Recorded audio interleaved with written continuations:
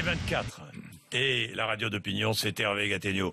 Bonjour Hervé. Bonjour. Après la victoire de son parti aux législatives, Alexis Tsipras reprend la tête du gouvernement grec.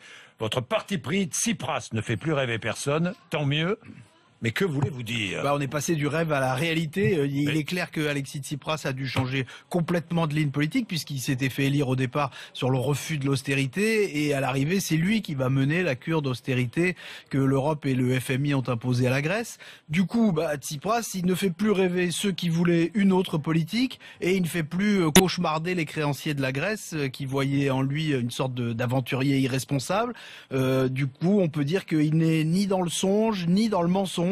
Maintenant, Tsipras, c'est un Premier ministre qui soumet son pays à beaucoup d'efforts. Il n'est pas le seul, mais il a la confiance des citoyens pour le faire. Et ça, tout le monde en Europe ne peut pas en dire autant. Oui, en faisant revoter les Grecs en sa faveur, Tsipras s'est relégitimé quand même. Est-ce que ça suffit à lui donner des marges de manœuvre pour la Grèce?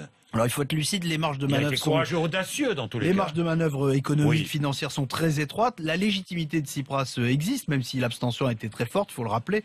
Mais il est faux de dire que Tsipras a capitulé sans rien obtenir ou qu'il a trahi ses électeurs. C'est ce que soutenait par exemple l'aile gauche de Syriza. Elle a été laminée.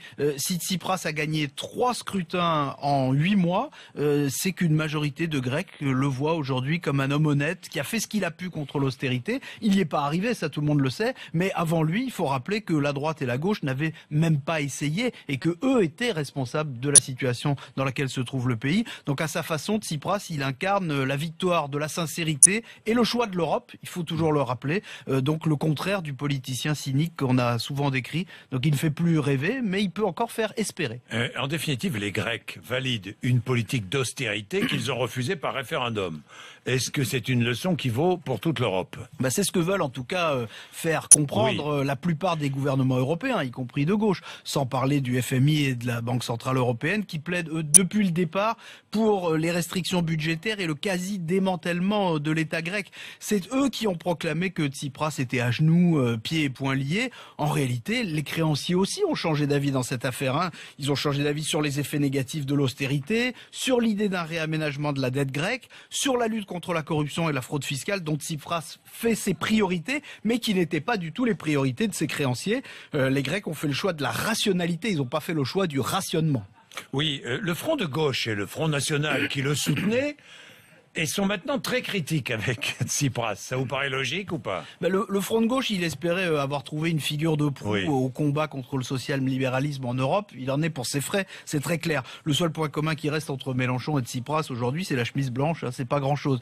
Pour le Front national, son soutien à Tsipras... J'aimerais interroger Mélenchon là-dessus d'ailleurs.